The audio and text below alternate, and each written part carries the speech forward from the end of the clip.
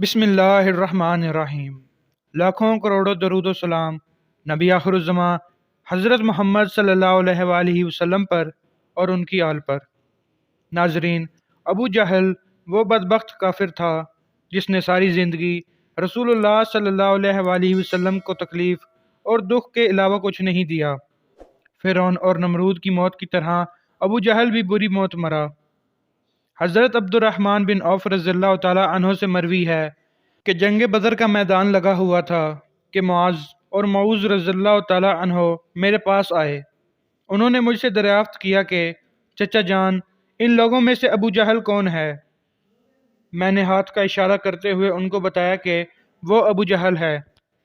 انہوں نے کہا کہ چچا جان، اس ظالم نے ہمارے نبی صلی اللہ علیہ وآلہ وسلم کو بہت ہی دکھ اور تکالیف پہنچائی ہیں، اس لیے ہم ابو جہل کو نہیں چھوڑیں گے۔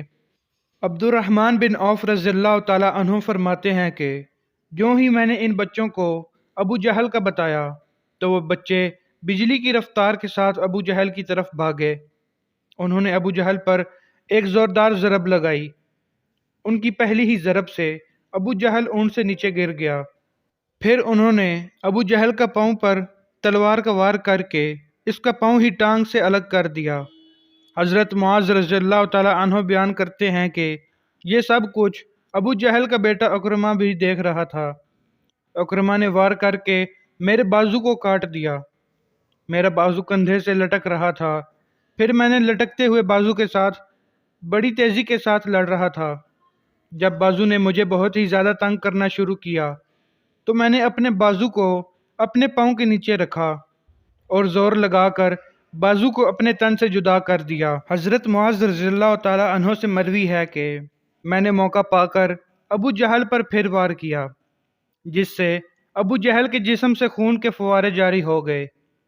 ابو جہل کو موت کی گھاٹ اتار کر یہ دونوں بچے رسول اللہ صلی اللہ علیہ وآلہ وسلم کے پاس جا کر عرض کرنے لگے، یا رسول اللہ صلی اللہ علیہ وآلہ وسلم، ہم ظالم ابو جہل کو قتل کر آئے ہیں۔ تبری میں بیان کیا گیا ہے کہ ابو جہل ابھی قتل نہیں ہوا تھا، بلکہ وہ درد سے چلا رہا تھا۔ تڑپ تڑپ کر درد سے چلاتے ہوئے موت کا انتظار کر رہا تھا۔ جنگ بدر ختم ہوئی تو رسول اللہ صلی اللہ علیہ وآلہ وسلم نے تمام صحابہ کرام کو حکم جاری کیا کہ ابو جہل کو تلاش کیا جائے۔ جب صحابہ کرام ابو جہل کی تلاش میں مگن ہوئے، حضرت عبداللہ بن مسعود رضی اللہ تعالی عنہ بھی ان میں شامل تھے۔ حضرت محمد صلی اللہ علیہ وآلہ وسلم نے تمام صحابہ کرام کو ابو جہل کی ایک نشانی بتائی تھی کہ ابو جہل کے گھٹنے پر نشان ہوگا۔ صحابہ کرام رضی اللہ تعالی عنہ نے عرض کی، یا رسول اللہ صلی اللہ علیہ وآلہ وسلم، ابو جہل کے گھٹنے پر وہ نشان کس طرح آیا تھا؟ رسول اللہ صلی اللہ علیہ وآلہ وسلم نے فرمایا، ایک دفعہ میں اور ابو جہل عبداللہ بن جدعان کے گھر دعوت میں تھے۔ اس وقت تمہاری عمریں بہت ہی چھوٹی تھیں۔ ہم دونوں میں کسی بات کو لے کر لڑائی ہوئی۔ میں نے ابو جہل کو زور سے دھکا دیا تھا، جس کی وجہ سے ابو جہل زمین پر گر پڑا۔ ابو جہل کے گھٹنے پر گہرا زخم آ گیا۔ وہ زخم تو ٹھیک ہو گیا تھا، لیکن اس کا نشان آج بھی ہے۔ یہاں ابن مسعود رضی اللہ تعالی عنہ فرماتے ہیں کہ میں میدان میں ہر لاش کو الٹا الٹا کر دیکھ رہا تھا کہ مجھے ایک جگہ پر ابو جہل زخمی حالت میں نظر آیا۔ میں اس کے پاس گیا تو میں نے دیکھا کہ وہ ابھی مرا نہیں تھا، بلکہ زندگی کی آخری سانسیں لے رہا تھا۔ اس کے جسم سے خون کے فوارے جاری تھے۔ پھر میں نے رسول اللہ صلی اللہ علیہ وآلہ وسلم کی بتائی ہوئی نشانی کو دیکھا تو مجھے یقین ہو گیا کہ یہی ابو جہل ہے۔ میں نے اس کی گردن پر اپنا پاؤں رکھ کر اس کو زور سے گھسیٹا تو درد کے مارے اس کی چینخیں نکل پڑیں۔ میں نے ابو جہل سے مخاطب ہو کر کہا کہ اے خدا کے دشمن، اللہ تبارک و تعالیٰ نے تجھ کو ذلیل و خوار کر کے رکھ دیا ہے۔ ابو جہل مجھ سے کہنے لگا کہ اس میں ذلت والی کیا بات ہے؟ میں تو اس آدمی سے بدلہ لینے کے لیے یہاں آیا تھا جس شخص کو تم لوگوں نے قتل کر دیا ہے۔ اس نے مجھ سے دریافت کیا کہ بتاؤ اس جنگ میں فاتح کون ہوا ہے؟ میں نے کہا کہ اس جنگ میں فتح اللہ تعالیٰ کے سچے رسول صلی اللہ علیہ وآلہ وسلم کی ہوئی ہے۔ پھر اس نے کہا کہ اے ابن مسعود چرواہے، تو بہت ہی اونچی جگہ پر پہنچ گیا ہے۔ دوسرا قول یہ بیان کیا جاتا ہے کہ حضرت عبداللہ بن مسعود رضی اللہ تعالی عنہ نے بیان کیا ہے کہ میں نے ابو جہل سے کہا کہ تیرا قاتل میں ہوں۔ ابو جہل نے کہا کہ نہیں، تجھ سے پہلے مجھے کوئی قتل کر گیا ہے۔ ایک قول یہ بھی بیان کیا جاتا ہے کہ جب ابن مسعود رضی اللہ تعالی عنہ ابو جہل کے سینے پر بیٹھ کر کہنے لگے، اے اسلام کے بدترین دشمن، تو فرعون سے بھی زیادہ بدبخت نکلے ہو۔ فرعون نے بھی مرتے وقت اپنی غلطیوں کو مان لیا تھا کہ میں غلط تھا، لیکن تم تو مرتے ہوئے اسلام کے خلاف بکواس کر رہے ہو۔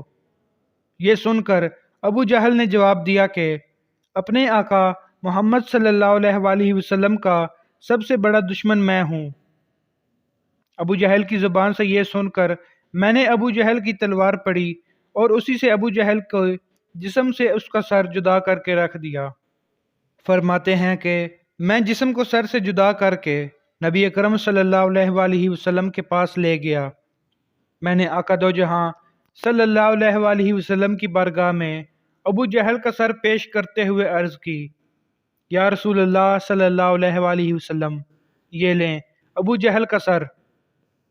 رسول اللہ صلی اللہ علیہ وآلہ وسلم نے فرمایا کہ قسم ہے اس ذات کی جس کے قبضے میں میری جان ہے، بے شک یہی ابو جہل کا سر ہے۔ پھر آپ صلی اللہ علیہ وآلہ وسلم نے ابو جہل کے سر کے پاس کھڑے ہو کر فرمایا، یہ کافر ابو جہل اس موت کا سب سے خطرناک اور ظالم فرعون ہے۔ یہ امت میں ایک فرعون تھا، جبکہ میری امت کا فرعون ابو جہل تھا۔ اللہ تعالیٰ کا لاکھ لاکھ شکر ہے کہ یہ بدبخت ہلاک ہو گیا ہے۔ روایات میں اس طرح بیان کیا گیا ہے کہ رسول اللہ صلی اللہ علیہ وآلہ وسلم نے شکرانے کے نفل ادا کیے۔ رسول اللہ صلی اللہ علیہ وآلہ وسلم کے فرمانے پر ابو جہل کی لاش اور قریش کے 24 سرداروں کو ایک کنویں میں پھینک دیا گیا۔ اس کے بعد رسول اللہ صلی اللہ علیہ وآلہ وسلم 3 دن میدان بدر میں رہے اور جاتے ہوئے اس کنویں پر بھی گئے تھے جہاں کفار مکہ کی لاشیں پھینکی گئی تھیں۔ آقا صلی اللہ علیہ وآلہ وسلم نے کنویں پر کھڑے ہو کر قتل ہونے والوں کو یہ فرمایا کہ اے کنویں میں پھینکی گئی لاشوں، کیا تم نے اللہ تعالیٰ کے وعدے کو پورا کرتے ہوئے پا لیا ہے؟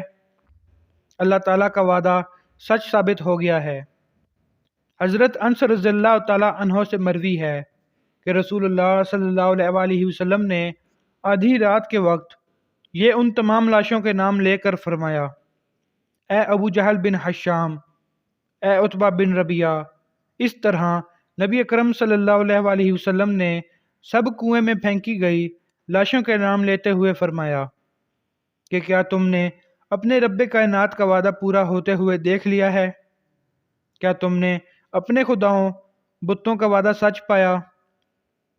میرے خدا نے جو مجھ سے وعدہ کیا تھا وہ سچ ثابت ہو گیا ہے۔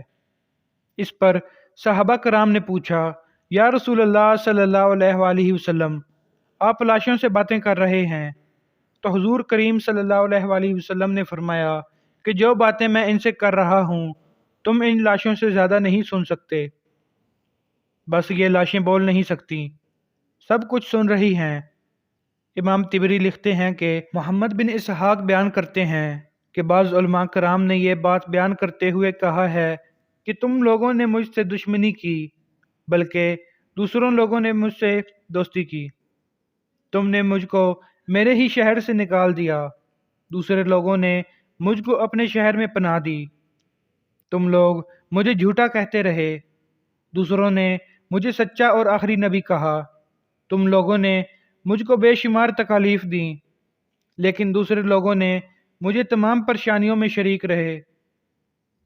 اس کے بعد رسول اکرم صلی اللہ علیہ وآلہ وسلم نے فرمایا کہ میں نے تو اپنے رب کائنات کے وعدے کو سچ پایا ہے۔ اللہ تعالیٰ سے دعا ہے کہ ہمیں رسول اللہ صلی اللہ علیہ وآلہ وسلم کی بتائی ہوئی باتوں پر عمل کرنے کی توفیق عطا فرمائے، آمین۔ اگر آپ اس چینل پر نئے ہیں تو اسے لازمی سبسکرائب کر لیں تاکہ مزید آنے والی ویڈیوز جلد از جلد آپ تک پہنچ سکیں۔ اس ویڈیو کو لائک اور شیئر کرنا مت بھولیے گا۔ بہت شکریہ۔